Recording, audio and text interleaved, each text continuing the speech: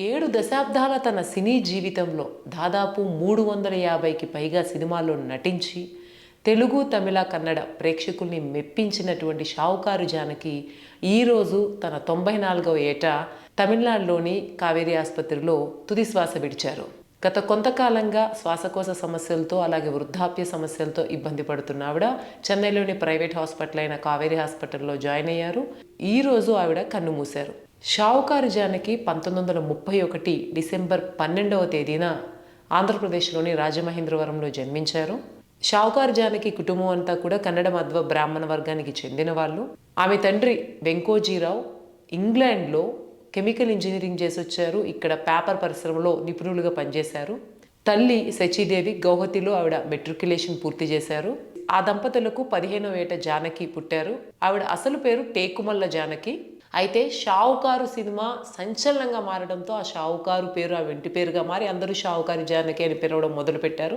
ఆమె తన బాల్యం నుంచి కూడా నాటకాల మీద బాగా ఆసక్తి చూపించేవారు. నాటకాల్లో పాత్రలో నటించేవారు. 11వ ఏట రేడియోలో ఒక కార్యక్రమంలో నటించారు. ఆవిడ సినిమా ప్రయాణాన్ని కనుక మనం గమనిస్తే 1943లో రక్షారేఖ అనేటువంటి ఒక సినిమాలో ఒక చిన్న పాత్ర చంద్రిక పాత్రతో ఆవిడ సినిమాల్లోకి ప్రవేశించారు. అది వచ్చిన 7 ఏళ్ల తర్వాత 1950లో వచ్చినటువంటి షావుకారు సినిమా చాలా పెద్ద సంచలనంగా మారింది. దాంట్లో ఎన్టీఆర్ సరసన ఆవిడ హీరోయిన్గా నటించారు. ఆ సినిమాకి ఎల్వి ప్రసాద్ దర్శకుడు. ఈ సినిమా ఎంత సంచలనంగా మారిందంటే అప్పటి నుంచి టేకుమల్ల జానకి కాస్త షావుకారు జానకిగా మారిపోయారు.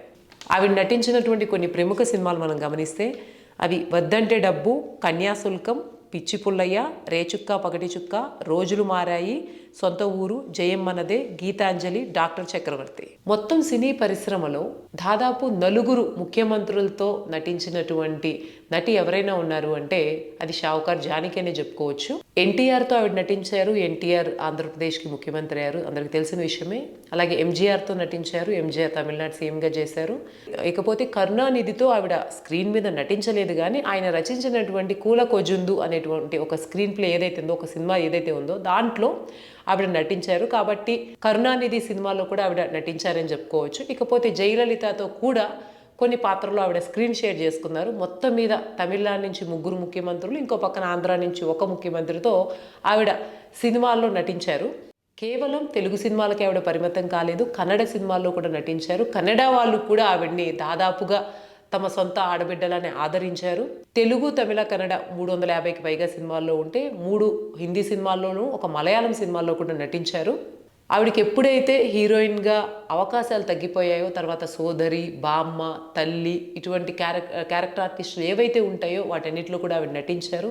ముఖ్యంగా షావుకారి జానకికి ఉన్నటువంటి విలక్షణమైనటువంటి స్వరం అలాగే డైలాగ్ డెలివరీ వల్ల ఆవిడ చాలామంది ఫ్యాన్స్ని సంపాదించుకున్నారు. కేవలం ఆ తరమే కాదు, ఇప్పటికీ కూడా షావుకారు జానకి అంటే ఈ జనరేషన్లో కూడా గుర్తుపెట్టుకున్నారంటే దానికి కారణం తన విభిన్నమైనటువంటి నటననే చెప్పుకోవచ్చు. ముఖ్యంగా తెలుగులో తర్వాతి తరాల్లో వచ్చినటువంటి కథల్లో కూడా ఆవిడ నటించారు. సంసారం ఒక చదరంగం సినిమాలో ఆవిడ పాత్ర పని మనిషిగా ఏదైతే పాత్ర నటించిందో అది 1990sలో వచ్చిన వాళ్ళందరూ కూడా గుర్తుండిపోయింది.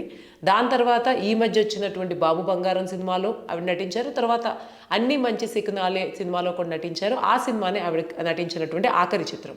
ఇకపోతే ప్రముఖ నటి కృష్ణకుమారి ఆవిడకు అక్క అవుతారు. ఇక ఆవిడకు వచ్చిన అవార్డ్స్ కనుక గమనిస్తే కన్నడ నుంచి వాక్చిత్ర అమృతోత్సవ అవార్డు వచ్చింది. తమిళనాడు నుంచి కలైమామణి, ఎంజీఆర్ అలాగే జయలలిత అవార్డ్స్ పొందారు. తెలుగులో ఫిలింఫేర్ అవార్డు వచ్చింది. అలాగే 2022లో పద్మశ్రీ పురస్కారం కూడా ఆవిడకి రావడం జరిగింది.